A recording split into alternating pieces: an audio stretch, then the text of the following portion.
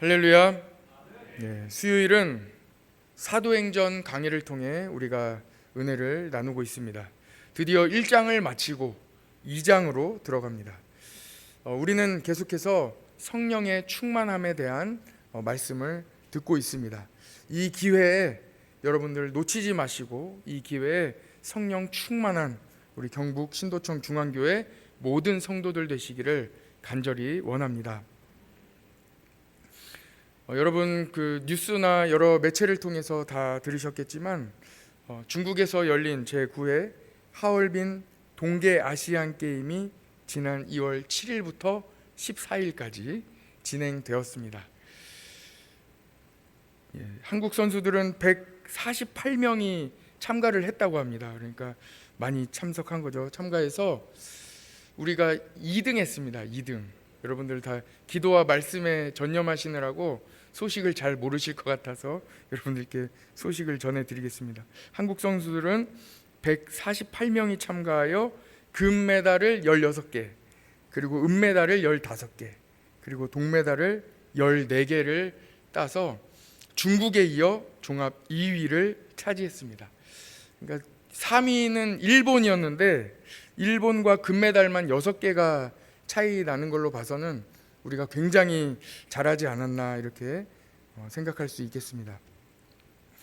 동계 아시안 게임은 어떤 종목들이 있나 저도 이렇게 살펴봤더니 겨울 스포츠들이 거기에 많이 들어가 있습니다. 여러분 스케이트 타 보셨습니까? 저는 여기 안동에 와가지고 저기 어디죠? 암산? 네, 암산에 가니까 얼음이 다 얼어 있는 거예요. 그래서 거기에 스케이트만 있으면 공짜로 탈 수 있는데 아직 스케이트가 없어가지고 대여해서 가족들하고 한번 타봤습니다. 얼마나 좋았는지 모릅니다. 썰매도 또 빌려주는데 썰매는 없고 이번 아시안 게임에는 스케이트 경기가 이렇게 막 있었습니다. 저도 이제 이렇게 스케이트를 탔는데 오랜만에 타니까 잘 안 타지더라고요. 그리고 스키, 여러분 스키 좋아하시는지 모르겠는데 스키, 그리고 또 이렇게 타는 스노우보드, 이렇게 스노우보드도 있고, 뭔지 한번 맞춰 보시겠습니까? 이렇게 막 스케이트를 타면서 하키, 아이스 하키, 아이스 하키 있었고요. 그리고 뭔지 아시겠습니까? 네, 대부분 맞추시는데 제가 잘하는 것 같습니다. 피겨 스케이팅, 피겨 스케이팅에서도 금메달을 2개나 땄다고 합니다. 이거 아시는지 모르겠습니다. 열심히 막 이렇게 닦는 건데 벌써 입 모양으로 맞추시는 분들이 있는데 맞습니다. 컬링. 그래서 경기가 총 64개가 있대요. 64개 경기 중에 16개를 우리가 금메달을 땄으니까 굉장히 잘한 거죠. 그 중에서도 쇼트트랙 경기는 제가 영상으로도 몇 개를 봤어요. 그런데 9개 경기가 있는데 그 중에서 6개를 우리가 금메달을 땄습니다. 그러니까 참 대단한 거죠. 쇼트트랙 경기 혹시 보셨습니까? 쇼트트랙 경기는 이제 뭐 해설진의 이야기를 들어보니까 이제 스피드 스케이팅보다는 작은 규모의 빙판장에서 막 스케이트를 타는데 속도가 40에서 50km 정도 된대요. 그러니까 굉장히 빠른 거예요. 웬만한 자전거 타는 것보다 훨씬 빠르게, 자전거 보통 탈 때 한 20에서 30km 정도 타는데 그거에 거의 2배 정도 되는 40에서 50km로 막 달리면서 코너링을 도는 그런 경기가 바로 쇼트트랙 경기입니다. 그래서 이 원을 돌 때 너무 가파르게 이렇게 돌기 때문에 원심력 때문에 스스로 가다가 밖으로 나가 떨어지기도 하고 또는 선수들끼리 부딪히기도 하는 그런 경기입니다. 저는 이제 경기를 영상으로 보는데 우리나라 선수들이 감독의 지시를 받고 이렇게 출전을 하더라고요. 뭐 해설진의 해설을 들어보니까 작전이 굉장히 많다고 합니다. 그래서 딱 출발을 해서 어떤 경우에는 예를 들어 10바퀴를 도는데 한 4바퀴 정도를 남겨놓고 어떤 지시를 딱 하니까 앞으로 쭉 치고 나가서 맨 꼴찌에 있다가 맨 앞으로 치고 나가서 1등으로 골이 나는 모습도 보았습니다. 또 어떤 경우는 이렇게 맨 뒤에 있는데 선수들이 앞으로 가려고 막 이렇게 하니까 이 중계진이 카메라로 보여줘요. 그런데 어떻게 하냐면 감독이 자꾸 이래요. 이렇게 앞으로 이렇게, 이게 무슨 말이냐면 가만히 있으라는 얘기예요. 앞으로 나가지 말고 좀 기다려라 이런 뜻이래요. 자꾸 이렇게 사인을 보내니까 선수가 앞으로 나가려고 하다가도 가만히 자기 자리를 지키기도 하는 모습을 보기도 했습니다. 어떤 경우에는 우리 선수들이 대부분 뒤처져서 늦게 이렇게 출발할 때에는 맨 뒤에 후미에서 달리다가 이제 골인 지점 한 4바퀴 정도 앞두고 앞으로 치고 나오는 이런 작전을 쓰는데, 어떤 경우에는 다른 나라 선수들이 당연히 그 작전을 쓸 것으로 예상하고 있다가 시작과 동시에 우리나라가 막 앞으로 나가니까 다른 나라 선수들이 당황하는 모습을 카메라에 비추기도 했습니다. 우리나라 선수들이 언제 앞으로 나갈 것인가, 또는 지금 앞으로 나가는 것이 이게 자기의 생각대로 나가는지 아니면 감독의 지시에 의해서 가는 것인지 영상을 보면서 궁금하기도 했습니다. 여러분, 제가 이렇게 설교 초반에 왜 이렇게 쇼트트랙 이야기를 하는지 여러분들이 잘 새겨 들으시면 감사하겠습니다. 사도행전 2장을 시작하면서 왜 쇼트트랙 이야기를 하느냐, 바로 맨 처음에 나오는 단어 오순절 때문에 그렇습니다. 같이 한번 2장 1절을 같이 한번 보실래요? 네, 2장 1절 같이 한번 보겠습니다. 시작.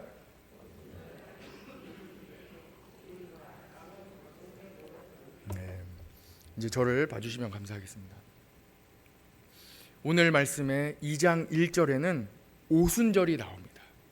마치 쇼트트랙 경기에서 1등을 하기 위하여 감독이 정확한 타임, 정확한 시간, 딱 그때 계속 뒤로 달리다가 이 선수들의 체력과 모든 것을 다 알고 있는, 그리고 다른 나라 선수들의 기량까지도 정확하게 알고 있는 감독이 정확하게 시간을, 그 때를 지정해 주는 것과 같이 사인을 아직 기다려라, 지금 나가라, 이렇게 하는지 모르겠어요. 아무튼 근데 나가라 하는 어떤 이 사인과 같이 하나님께서 사인을 정확하게 보내주시는 거예요. 그게 뭐냐? 바로 오순절이에요. 오순절에 대해서 우리 같이 잠깐 살펴보려고 합니다. 여러분, 하나님의 선하심을 믿으십니까? 하나님께서 여러분들과 함께하고 계심을 여러분들은 믿으십니까?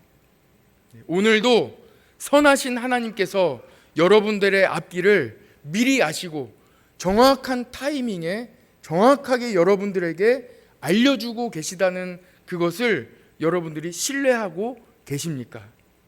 오늘 오순절에 이 은혜가 여러분들에게도 임하기를 간절히 원합니다. 하나님께서 나와 함께 하심, 지금도 나와 함께 계셔서 내가 어느 순간에 있든지 내가 어느 자리에 있든지 하나님은 나에게 알려주신다. 하나님은 나에게 길을 피하게 하신다. 하나님은 나에게 아직 기다리라고 하신다 하는 그 사인을 여러분들이 보고 계심을 믿으시는 줄 믿습니다. 여러분들이 이 시간을 통해서 확신하시는 축복된 시간이 되셨으면 좋겠습니다. 요셉은 형제들에게 노예로 팔려갔습니다. 노예로 팔려갔어요. 애굽으로.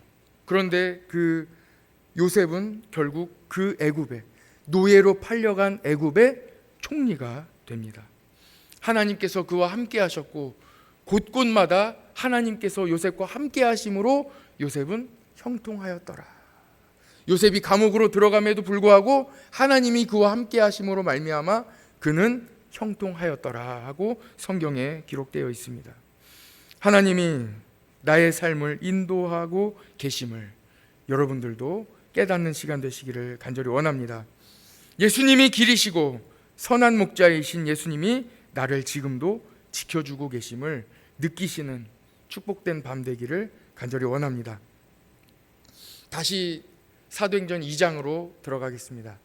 예수님은 우리에게 십자가와 부활을 다 다 허락하시고 모든 것을 다 내어주셨습니다. 그리고 부활하신 지 40일 만에 하늘로 올라가시면서 우리에게 기도하라, 예루살렘을 떠나지 말고 기도하라, 약속하신 성령을 기다려라 하고 말씀해 주셨는데, 정확하게 성령님이 언제 오시느냐? 하나님의 때 오순절에 우리에게 임하시게 되는 거예요. 성령이 오순절에 강림하시게 되는 것입니다. 오순절은요 6월절에서 50일째 되는 날입니다. 6월절에 대해서는 우리가 한번 나눈 바가 있습니다. 출애굽기의 마지막 재앙에서 어린 양의 피를 발라서 어둠의 재앙이, 죽음의 재앙이 넘어가는 6월절, 넘어가는 하나님의 은혜가 6월절이에요. 6월절을 계속 지키고 있는데 6월절에서부터 40일째 되는 날에 예수님이 승천하셨어요. 그리고 그 열흘 후에 성령님이 우리에게 오신 거예요. 성령님이 강림하시게 되었습니다. 오순절은 6월절에서부터 따져보면 7번, 주일을 7번 지나야 되는 거예요. 안식일을 7번. 그래서 7일을 7번 지나기 때문에 77절 이렇게도 명명합니다. 그리고 보리를 타작하는 절기가 시작이 돼요. 그래서 맥추절이라고도 합니다. 그러니까 오순절의 이름이 여러 가지예요. 그리고 첫 열매를 수확하기 때문에 초실절이라고도 합니다. 그러니까 오순절을 부르는 이 명칭이 세 가지나 더 있는 거예요. 칠칠절, 맥추절, 초실절. 그러니까 한 날을 여러 다른 이름으로 부른다는 것은 이 날이 얼마나 중요한 날이겠습니까? 바로 그날 성령님이 오신 겁니다. 이 날은 어떤 날이냐? 오순절이 얼마나 절묘한 시간인지 하나님의 계획 가운데 정말 정확한 시간에 성령님이 우리에게 오셨다는 거예요.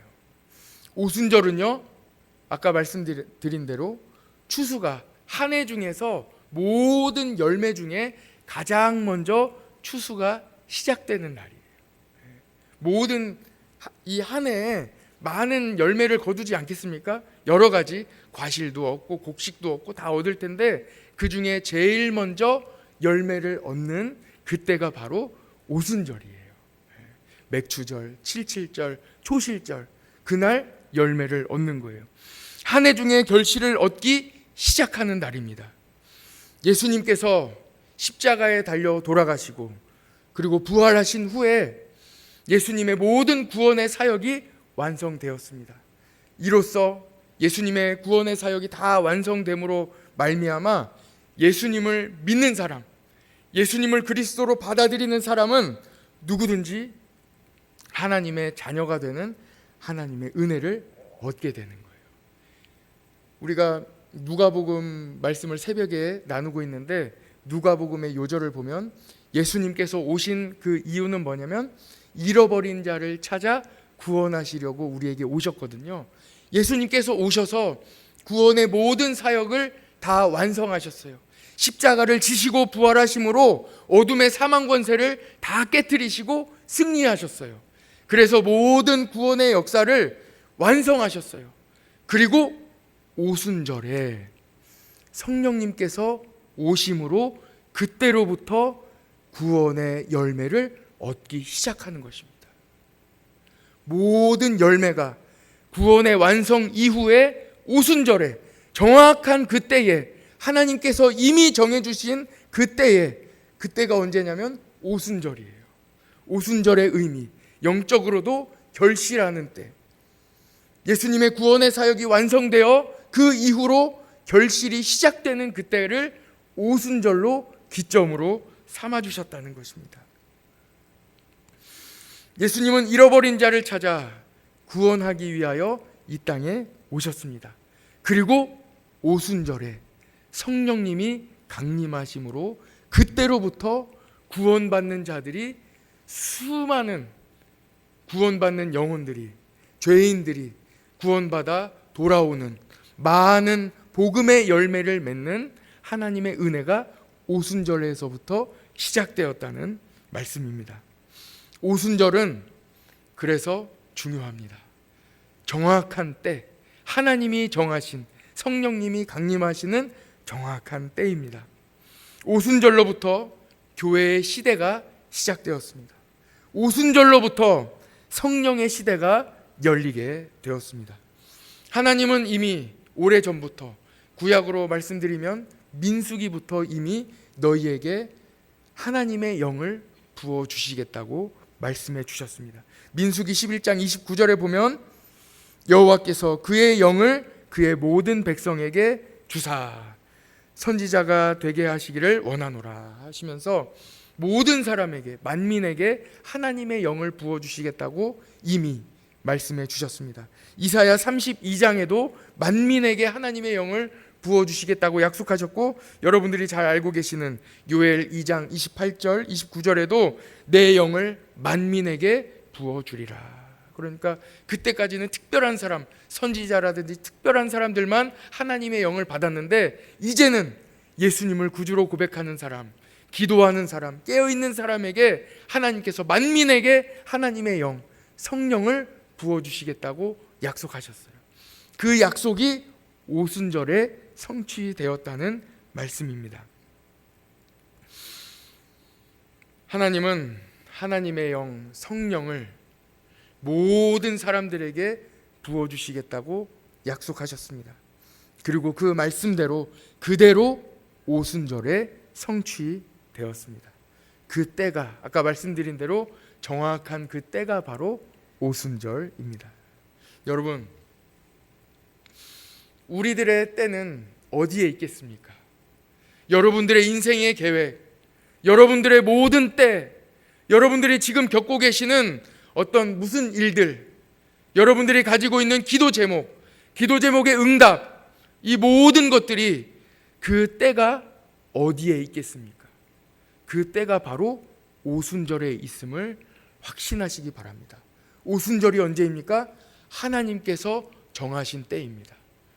태초부터 하나님께서 우리를 정확히 아시고, 우리의 기도 제목을 우리보다 더 정확히 아시고, 어디에서부터 문제를 풀어야 되는지, 언제 그 기도 제목이 이루어져야 우리의 삶에 하나님의 정확한 축복이 그 때가 임하여야 할지를 주님께서 정확히 알고 계신다는 사실입니다. 그것이 바로 오순절의 은혜입니다. 큰 환난 중에도, 큰 시험 중에도 그 선하심을 믿습니다. 늘 동행하시며 늘 변함없으신 주님을 신뢰합니다.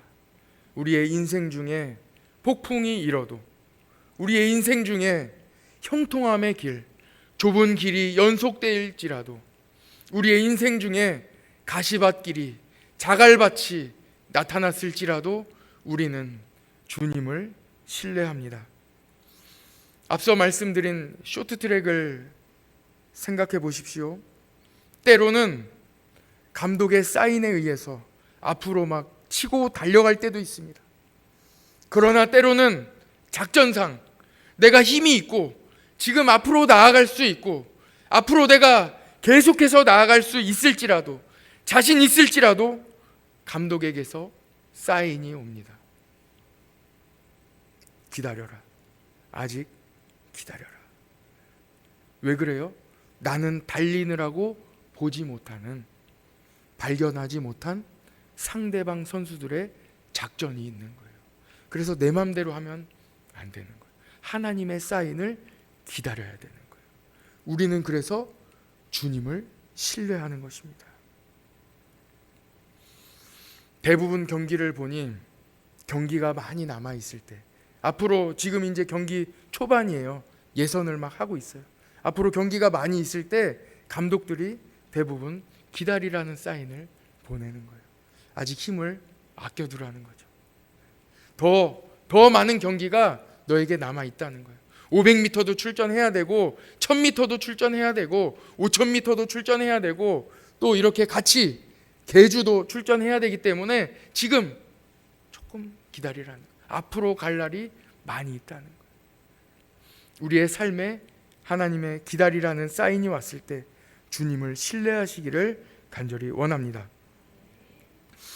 하나님은 성령님을 보내주시기로 이미 민수기에서 말씀하시고 그 성령님을 1000년 이상 기다리셨습니다.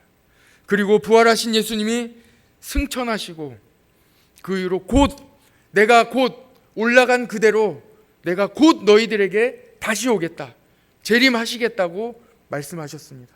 그러나 2000년 동안 지금도 기다리고 계십니다. 왜 그렇습니까? 한 사람이라도 더 구원하시기 위하여, 한 영혼이라도 더 생명을 구원하시기 위하여 지금도 기다리고 계십니다.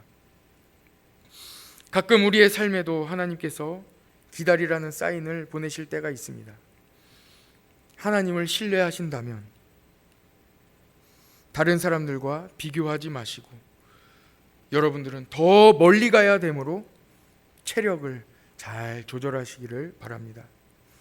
여러분, 주님을 신뢰한다는 말이 무슨 말입니까? 우리가 같이 찬양도 다 같이 불렀는데 주님을 신뢰한다는 말이 도대체 무슨 말씀입니까? 하나님께서 내 인생을 계획하시고 인도해 주심을 신뢰한다는 것은 도대체 무슨 말입니까? 오늘 말씀의 4절에 그 답이 나오고 있습니다. 같이 한번 4절을 보시면 좋겠습니다. 4절을 다 함께 한번 읽어볼까요? 시작.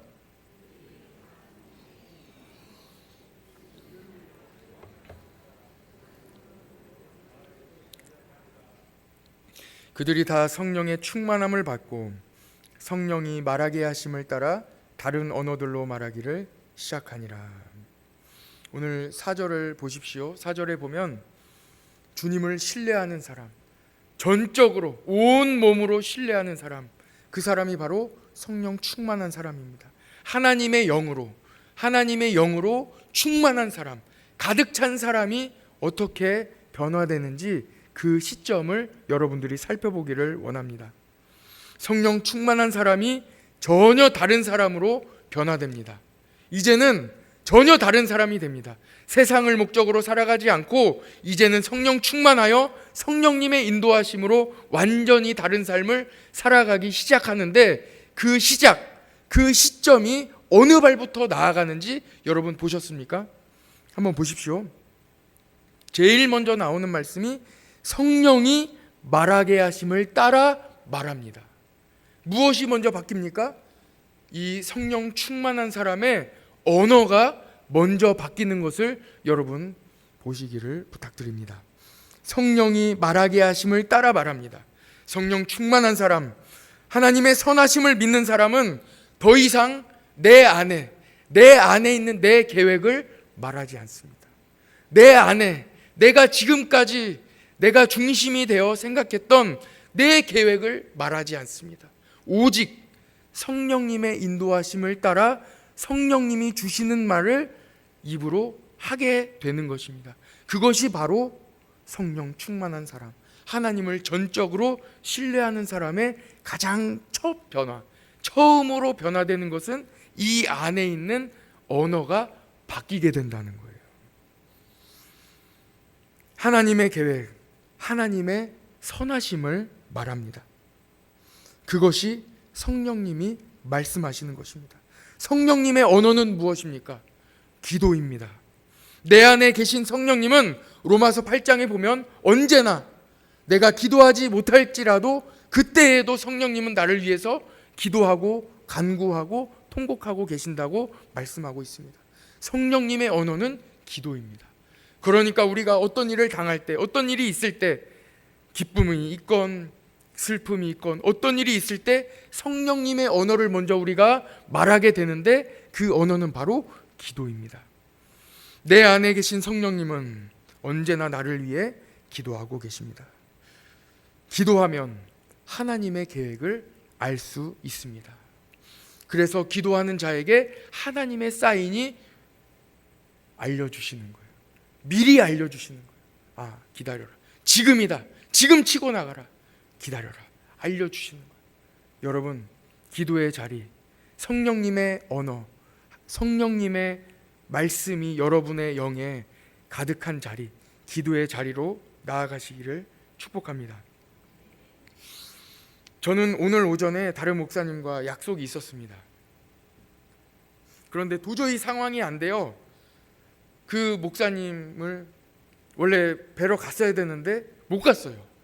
그러니까 얼마나 제가 안타까웠겠어요. 갔어야 되는데. 그런데 제 마음에 평안함이 있었어요. 조금 지나니까 연락이 오셨습니다. 따로 만나자. 그래서 그 귀한 목사님을 따로 만나게 되었어요. 그러니까 여러분, 주님의 시간과 계획 가운데에는 괜찮아요. 모든 게 괜찮아요. 하나님이 인도해 주시는 거예요. 신뢰하시기를 바랍니다. 하나님이 여러분들을 인도해 주십니다. 하나님은 여러분 자신보다 여러분을 더 정확하게 알고 계십니다. 하나님을 신뢰하는 사람, 이 안에서 성령님이 말씀하시게끔 기도의 자리로 나아간다고 말씀드렸는데, 두 번째는요, 4절 이 뒷부분을 보십시오. 4절 뒷부분을 보면은 어떻게 합니까? 다른 언어들로 말하기 시작하는 거예요. 다른 언어들로 말하기 시작하는 거예요. 성령 충만한 사람은 전혀 다른 말을 합니다. 지금까지 내가 배우지 못한 말, 지금까지 세상에서 하지 않은 말, 지금까지 내가 하지 않았던 그런 말을 하게 되는 거예요. 아프고 실패한 상황에서 세상 사람들과는 전혀 다른 말을 합니다. 내가 잘 되고, 내가 축복되고, 내가 잘 된 자리에 있을지라도 세상 사람들과는 다른 말을 하기 시작합니다. 어려움이 있어도 감사와 찬양의 언어를 합니다. 찬송을 부릅니다. 때로는 내가 잘 되었을지라도, 축복이 내 삶 안에 가득할지라도 이것은 내가 한 것이 아니라는 겸손한 성령님의 말을 하게 됩니다. 에디슨은 백혈등 필라멘트를 발명하기 위해 2000번 이상 실패했다고 합니다. 당장 어려울 때는 견디기 힘들기도 합니다. 그러나 기도하면 하나님이 새 힘을 주십니다. 오히려 하나님과 더 가까워지는 기회가 됩니다. 성령 충만하여 방언을 받아보십시오. 처음에는 같은 단어만 계속 이야기합니다. 그러나 방언도 계속 하다 보면 단어가 늘어나고 문장이 되고 시간 가는 줄 모르고 방언으로 기도하게 됩니다. 감사도 마찬가지입니다. 기도도 마찬가지입니다. 찬양도 마찬가지입니다. 성령님이 우리에게 주시는 언어, 감사와 찬양과 하나님을 높여드리는 이 언어들도 처음에는 감사합니다라는 말도 잘 나오지 않습니다. 그러나 감사가 반복되면서 내 삶에 하나님이 직접 개입하셔서 얼마나 큰 감사와 기쁨들이 있는지 구구절절히 하나님께 구체적으로 감사하게 됩니다. 저는 대학교 때 참 어려웠습니다. 밥도 많이 굶었고 아르바이트도 많이 했습니다.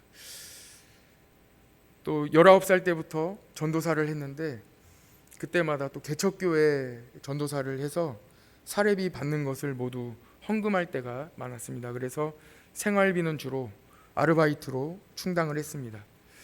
수시로 교회를 가야 되니 고정적인 알바를 할 수 없었고 주로 일용직 막노동이나 출장 뷔페 그런 아르바이트를 많이 했습니다.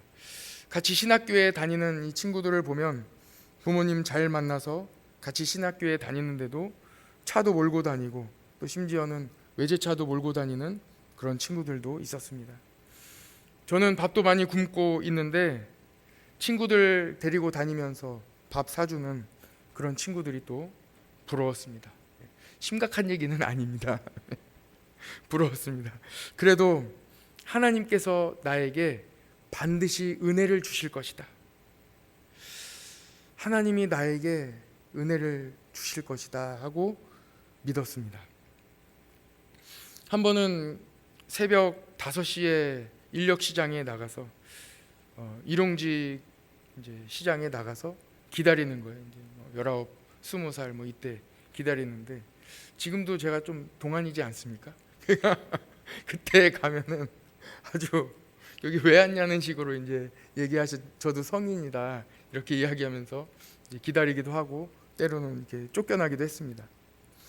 어떤 날은 새벽 5시부터 인력 시장에서 기다리고 있는데 7시까지 이름이 불리지 않아서 당장 제가 식비라도 좀 벌어야 되는데 이름이 불리지 않아서 학교 기숙사로 돌아간 적도 있습니다.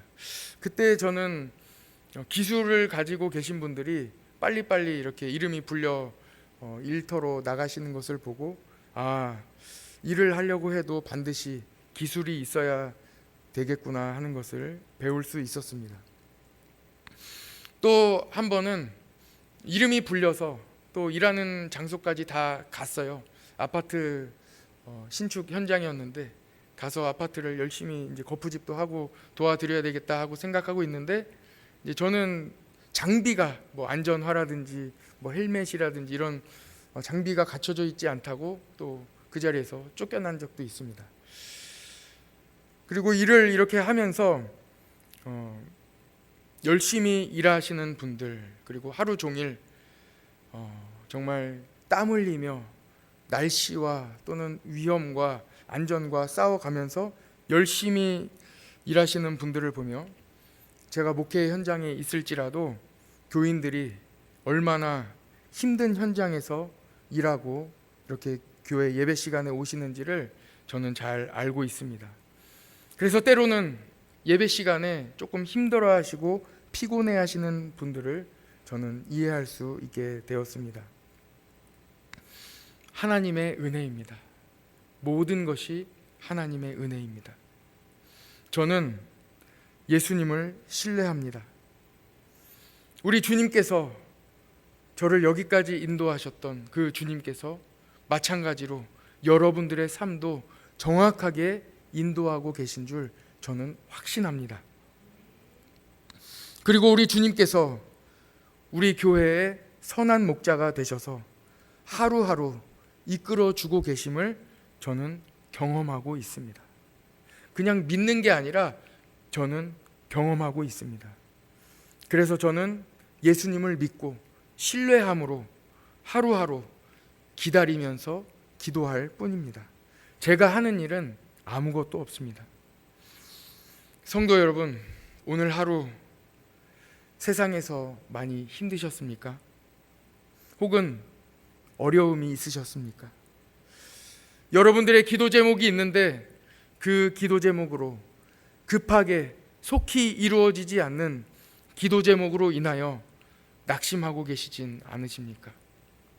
때로는 여러분들이 빨리 이루어졌으면 하는 어떤 일 때문에 그 일이 이루어지지 않으므로 더디 이루어짐으로 인하여 여러분 마음에 또 낙심하고 계시지는 않습니까? 오늘 주님을 신뢰합니다. 오늘 우리에게 주시는 하나님의 은혜는 오순절의 은혜입니다. 하나님은 가장 정확한 때, 가장 적절한 때, 하나님이 이미 우리를 지으시기 이전부터 계획하셨던 그때에 우리보다 더 정확하게 우리의 삶을 인도하고 계십니다. 여러분들의 삶을 인도하고 계십니다. 그래서 우리는 오늘도 성령의 충만함으로, 우리 하나님을 신뢰함으로, 신뢰하는 자들의 반응, 신뢰하는 사람들의 성령 충만한 언어로 여러분 나아가시기를 바랍니다. 주님 감사합니다. 주님 신뢰합니다. 주님 찬양합니다. 이 시간 감사와 찬양으로 하나님께 영광 돌리기를 원합니다. 같이 자리에서 일어나시겠습니다.